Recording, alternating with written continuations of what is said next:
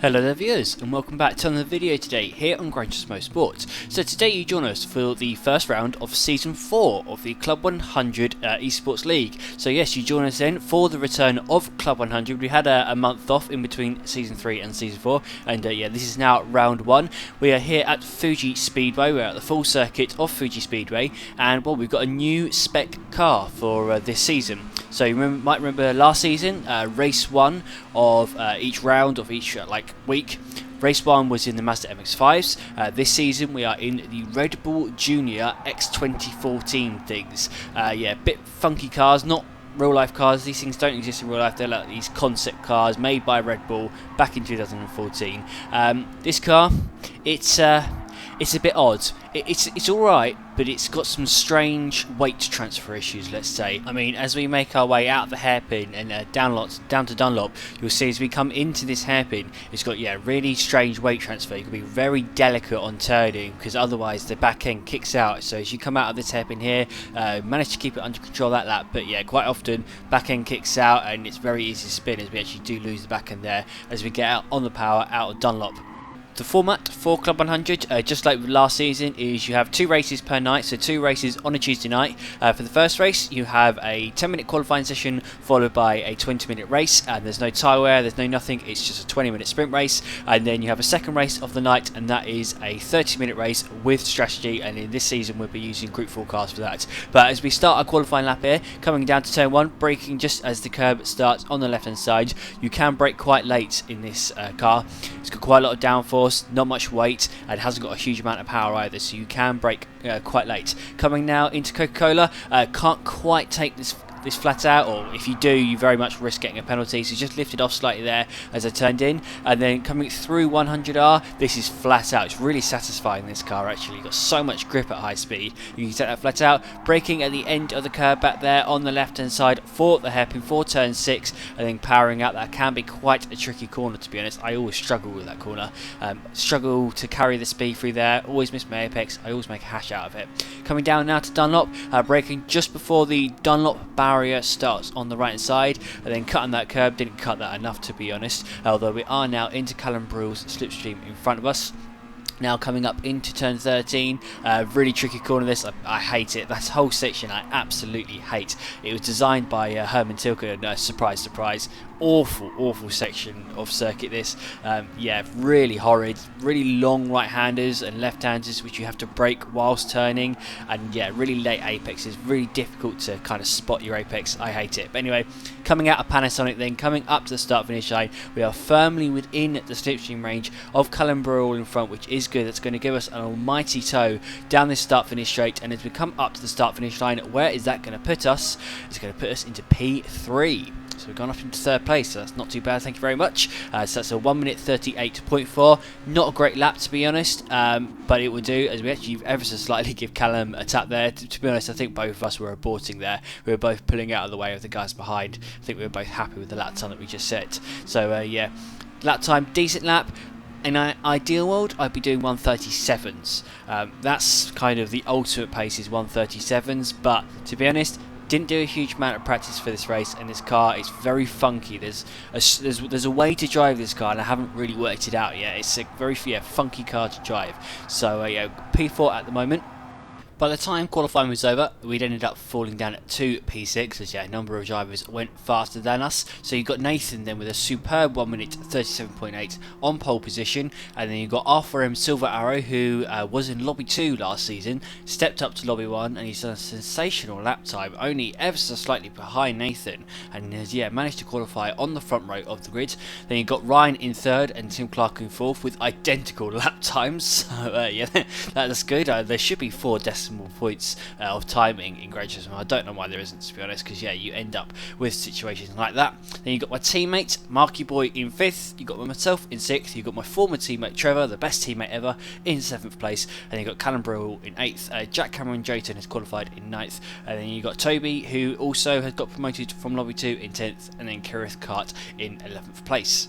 As always in Club 100, we'll be using a grid start to turn that traction control then up to 1, and we've got 4 lights, 5 lights, and away we eventually go. That was a very long hold of the lights then. So away we go then from 6th place on the grid. Everyone's got a pretty even start, to be honest. Everybody is competent and everybody remembered to turn traction control on. Heading down to turn 1 then, are we going to be able to make any places up as well? We've just got a car exit stage left there. Not sure what happened there, but we've also had Trevisio, our teammate who started 7th place on the grid. He's managed to do us around the outside there. We were a little bit too cautious, to be honest, going into turn 1 there. Probably should have got our elbows out a little bit more on the corner exit. And well, we've run wide now, coming out of Coca-Cola, so we are getting swamped here. We've got Toby on our outside now. Things aren't going too well. We've got a penalty as well for running wide, and we've gone back into the back of Trevisio as well. So this has not been a particularly good start, to be honest. We've lost 2 places now and got ourselves a penalty and gone into the back of Trevor.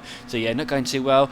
We have got the slipstream of Trevor though, so that's enabled us to get back ahead of Toby, who was slightly ahead of us at one point there. Going now into the hairpin, we're going to get an almighty punt from Jack Cameron Drayton, who, well, clearly missed his braking point because he just torpedoed me there into the hairpin. Yeah, not quite sure what was going on there. He must have missed his braking point as yeah, he smashed into the side of me. In P7 now, fortunately Trevor in front has just had a moment coming out of that corner there. He's lost the back end coming out of turn 13, so that has enabled us to catch back up to him, and we're actually going to send it up his inside then into Panasonic, into this final corner here, and we're going to make that move stick. So we have managed to make our way then back up to P6. So started 6th on the grid, went down to 8th, back up into 6th place now. We have got Trevor in our slipstream though, so that is an issue down this massive long straight, this mile long straight. Fortunately, he's going to give us a bump draft, so he's not going to fight with us, which is really good. Thank you very much for that, Trev. He's going to give us a bump draft instead to boost us along. Gap to Marky Boy in front is just over a second at the moment. So that's our teammate, our new teammate Marky Boy. He's a second here. What's it now? 9/10. So we have caught him ever so slightly through the hairpin. Then, as soon as you get into the slipstream range in these cars, yes, you get a slipstream, so you get a speed advantage on the straight, but you also get dirty air, like really quite bad dirty air, like you get in Formula 1 in real life. As a result, through the corners, you lose quite a lot of grip. So you kind of want to be within a slipstream range, yes, for the speed boosts down the straight, but you kind of don't want to be because you are going to be screwed through the corners, so that is something to look out for. A couple of corners later, and our teammate Marky Boy has in fact managed to make his way past Tim Clark in front of us. So Marky Boy is now up into 4th place, and we are firmly within the slipstream range of Tim now, coming onto the start finish straight. Tim, he had to serve a penalty into the hairpin, and yeah, that's why he lost a lot of time, and that's how Marky Boy managed to make his way past. So we are now firmly gaining on Tim as we make our way down to turn 1, just set a 1 minute 38.3. Actually bettered our qualifying lap, so that was a good lap then from us on lap 2. Heading down to turn 1, are we going to be able to go up his inside? We're going to send it up his inside, and we're going to make the move stick, or are we though? As we exit the corner, Tim actually got a good exit out of there. I had to give him space on exit, and yeah, Tim ended up getting a much better exit.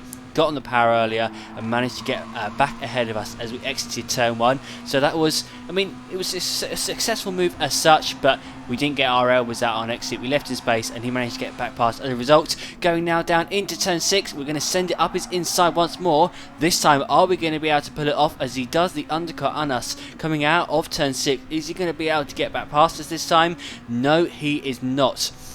So you've got 2 right-handers here, which is what stopped him from getting back past us. Is he going to send it up the inside? No, he's not into that hairpin. He's fortunately going to drop back, and he's going to let us have P5 then. So we've, well, gone from 8th place up to 5th over the course of the last, two and a half laps. So we're doing a good recovery here after a bad start. And as we reel in our teammate Marky Boy in front, I'm actually going to hand over to Andrew Mather, who live streamed this race and commentated over the top of it. So I'm going to hand over to his live stream now. Very, very soon. In fact, Luke Battersby is all over the rear axle of Marky Boy 92 Mark Ridout at the moment. May have a go on his teammates here. Down into turn 1. Mark Ridout may have a whiff of a slipstream there, but not a lot on board with Luke Battersby now. And now you see the slipstream come into effect. Surely it'll be a very simple block pass down the inside for Luke Battersby. Can he get his braking right? Of course he can. That's 4th place for Battersby. So as you can see there then, we've managed to make our way up into P4, managed to do quite a slick overtake up the inside of our teammate Marky Boy then into turn 1. One lap later, and we've got the two guys in front of us. We've got Arthur Silver Arrow and Roswald in front of us. They are actually fighting for position, so they're fighting for second place right now, which is going to help us a lot, as Ryan has to take an awkward line then into the hairpin there, into Dunlop, and well, he's lost about half a second just through that corner low there, lost about 6/10, so the gap went from pretty much 2 seconds to only 1.3 seconds now, so we have gained quite a lot of time then on the two guys in front of us just through that section of corners. Over the course of the next couple of laps, we did indeed manage to continue hacking away at that gap to the guys in front, and we are now within a second of Ryan in front of us. So at this point in time, I was really happy with how this race had gone. This car, I don't know how to drive it, and this truck, I hate it. I hate Fuji. I never drive around this circuit. I always avoid it massively. I always give this truck a wide berth. Whenever this comes up in the daily races or whatever, I never touch it. I hate this circuit. So yeah, doing really well here. We're now, well, we're 8/10 behind Ryan coming out the hairpin, and that's going down to 7/10, and we're now within the slipstream range of Ryan as we come up to Coca-Cola. Well, the thing is I didn't do any practice races or anything like that before this. I didn't do any practice lobbies. I just kind of did some time trialing by myself, and so I didn't know what the dirty air was like. I knew that there was chronic dirty air, but I didn't know what it was actually like. So what happened there going into Coca-Cola is I saw I was in the slipstream range, panicked, thought, oh dear, I better, you know, lift off a little bit more than normal for this corner, because apparently there's really bad dirty air. Lifted off way too much, missed my apex as well, so that slipstream range that we've managed to get within has, well, we've already fallen straight back out of it as the gap has gone back to 8/9 to Ryan. 2.5 laps later, and we've managed to keep the gap pretty much as it was. So managed to hold that gap at 8 to 9/10, as we actually put in some really solid laps on lap 9 and 10. Did two low 1:38s, both of which beat our qualifying lap time. And well, we are now back within the 16 range just about. Yes, as we come out of the hairpin, yeah, just under 7.5 now. Coming up to Coca-Cola, are we going to make the same mistake again? Are we going to pull our pants, to be honest, as we come through here? Yes, we are. That time round, not only did I lift off too early, but I this time turned in too early as well. Instead of turning in too late like I'd done the previous time, I turned in too early, smashed the bollards, and lost about 6/10 just there. When you hit those bollards through those corners, you lose so much time. It just stops you in your tracks basically. So that gap has gone from 7/10, shot up to 1.5 seconds, just like that. And to be honest, at this point in the race, I didn't give up on beating Brian, but well, we've got 2.5 minutes left. I'm 1.5 seconds behind, and I don't know what this dirty air is like. I'm rather scared of it. I'm rather scared that if I get into this dirty air, I'm going to go off, I'm going to get a penalty, I'm going to spin. There's some vicious curves here at Fuji as well, and some vicious bits of AstroTurf as well. So at this point, I was kind of like, you know what, I might just stay out of the slipstream range. I might just accept 4th place here. I'm doing much better than I'd expected at this point in time. I expect to be right at the back. I expected to be doing donuts, to be honest, at last. In 4th place, I'm just going to hold on to this, to be honest. Holding on to 4th is what we indeed did. So as we come out of this final corner then, on the final lap of the race, we're going to come home in 4th place. And if you have a look at the lap times on the right actually, every single lap after lap 1 was a 1:38, which I was really happy with, because in practice I think I did about 20-25 laps practice, and then I did about 3 1:38s, with the rest all being 1:39s or crashes. So to do a consistent 1:38s for every single lap of the race, I was really happy with that. So we're going to come home then in P4. Nathan was ridiculously quick in this race. His best lap was a 1:37.4. Like, how? That's just stupid. Didn't even have slipstream. Ridiculous how fast Nathan is. There's a reason why he's a VQS driver. He's so good at this game nowadays. He spends so much time playing Gran Turismo Sport nowadays, and yeah, he will most certainly be a well finalist in GT7. So yeah, Nathan ended up taking the win by near enough 10 seconds, with Arthur Silver Arrow on his debut in Lobby 1 coming home in P2, and then Ryan in 3rd place in front of us. So I hope you guys enjoyed watching that video. Next up, rather predictably, will be round 2 of Club 100, which was filmed immediately after this race. So I'll be bringing you that to you either tomorrow or the day after. So I hope you guys are looking forward to that. Like, subscribe, do all that good stuff, and I will see you all then. So goodbye.